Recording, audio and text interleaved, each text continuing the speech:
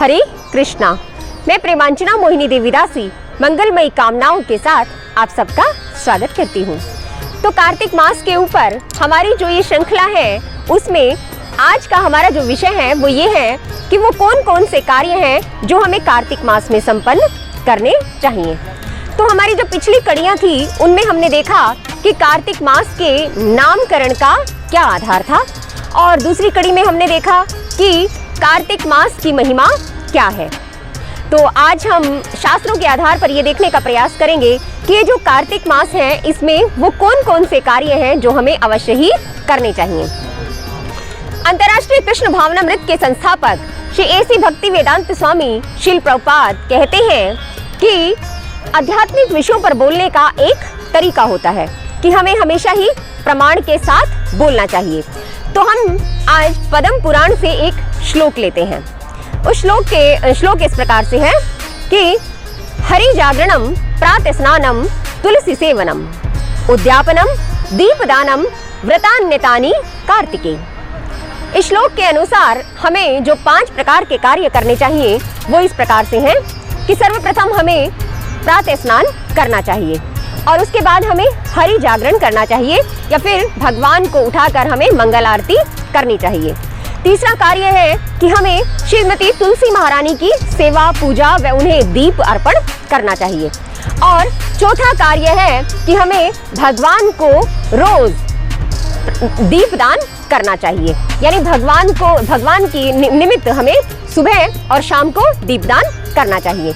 पांचवा जो कार्य है वो ये कि जब ये जो कार्तिक मास संपूर्ण हो जाए तो हमारा व्रत भी संपूर्ण हो जाता है। तो हमने उसके बाद क्या करना है कि कार्तिक मास के अंत में हमने उद्यापन करना है। उद्यापन इस प्रकार से होता है कि कुछ इस प्रकार की वस्तुएं होती हैं कि जिनका हमने इस माह में त्याग किया होता है, तो उन वस्तुओं को बनाकर और फिर वैष्णवों को बुलाकर उन्हें वो प्रसाद अर्पित करना चाहिए, और हरि मंदिर में कुछ ना कुछ दान हमें अवश्य देना चाहिए। तो ये 5 प्रकार के कार्य हैं जो हमें अवश्य ही संपन्न करने चाहिए। तो आज की जो कड़ी है उसमें हम देखेंगे कि प्रातः स्नान का क्या महत्व है। पहले वैसे पुराने समय में प्रातः स्नान के लिए पवित्र नदियों पर जाया जाता था, लेकिन आज के इस कलयुगी वातावरण को देखते हुए हमारे जो वर्तमान आचार्य हैं हमें घर में ही स्नान की अनुमति देते हैं। और पहले के लोग जो है शीतल जल में स्नान किया करते थे। शीतल जल में स्नान करना हमारे शरीर के लिए बहुत ही अच्छा है, क्योंकि इससे हमारा जो स्नायु तंत्र है उसे मजबूती मिलती है।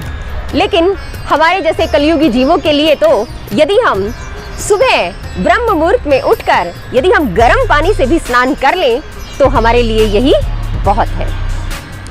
बहुत से लोगों को इस बात पर आपत्ति रहती है कि भगवान का स्मरण करने के लिए प्रातः स्नान की क्या आवश्यकता है, वो हम वैसे भी तो कर सकते हैं। लेकिन हम देखते हैं कि प्रातः स्नान के पश्चात हम अपने आप को बहुत अधिक चेतन और स्फूर्तिवान महसूस करते हैं। बहुत से लोग कहते हैं कि भगवान तो हमारे हृदय में निवास करते हैं। ये सत्य है। ईश्वरः सर्वभूतानां हृदयेषु अर्जुन तिष्ठति। भगवान जो है वो हमारे हृदय में ही निवास करते हैं। लेकिन जरा सोचिए, हमारा हृदय तो हमारे इस शरीर में ही निवास करता है। जब हम सोई हुई अवस्था में रहेंगे तो सुप्त अवस्था में हम हरि स्मरण कैसे कर सकते हैं?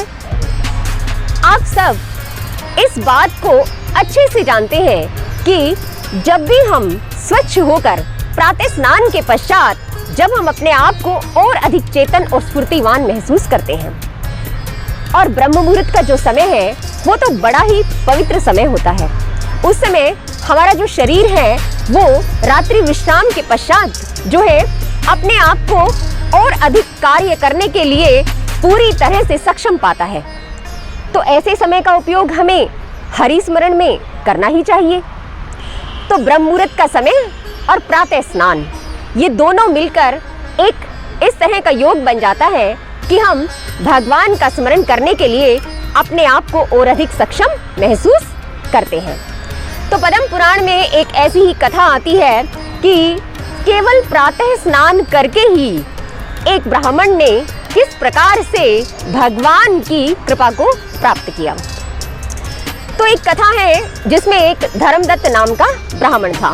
वो रोज सुबह प्रातः गंगा जी पर स्नान के लिए जाया करता था और एक दिन जब वो सुबह गंगा जी पर स्नान के लिए गया तो वहां एक पिशाचनी ने उस पर आक्रमण कर दिया। तो धर्मदत्त ने अपनी पूरी शक्ति लगाकर उस पिशाचनी को दूर फेंका और उसके बाद जो है धर्मदत्त ने उससे पूछा कि तुम कौन हो। तब तक जो वो पिशाचनी थी वो धर्मदत्त के स्पर्श के प्रभाव से वो थोड़ी शुद्ध हो चुकी थी। वो पिशाचनी हाथ जोड़कर खड़ी हो गई। उस पिशाचनी ने कहा कि हे ब्राह्मण देवता, हे वैष्णव, आप तो बड़े कृपालु हैं, आप कृपया मुझ पर दया कीजिए, मेरा उद्धार कीजिए। तो धर्मदत्त ने फिर पूछा कि आप बताइए मुझे कि आप कौन है और ये इस तरह की तुम्हारी दयनीय दशा किस प्रकार से हुई। तो वो पिशाची ने बताया कि पूर्व जन्म में मैं एक ब्राह्मणी थी और मेरा जो नाम था वो कलहा था और मैं अपने नाम के अनुरूप ही अपने पति से रोज कलहा करती थी। सारा जीवन मैंने झगड़े में गुजारा और मैं अपने घर में अच्छा भोजन बनाकर खाती और मेरे पति बाहर चले जाते, उनके पीछे से मैं सब कुछ करती और उनको मैं कुछ भी नहीं देती। तो मैंने इस प्रकार का जीवन गुजारा और जब मेरी मृत्यु हुई तो मुझे ये पिशाचनी का शरीर मिल गया और अब मैं बड़ी दयनीय दशा में हूँ। वो पिशाचनी जो थी उसके बाल खुले थे, बड़े बड़े दांत थे, बड़ी बड़ी आंखें थी और इतना डरावना स्वरूप था। वो पिशाचनी कहने लगी कि अपनी दशा से मैं बहुत दुखी हूँ, तो कृपया आप मेरा उद्धार कीजिए।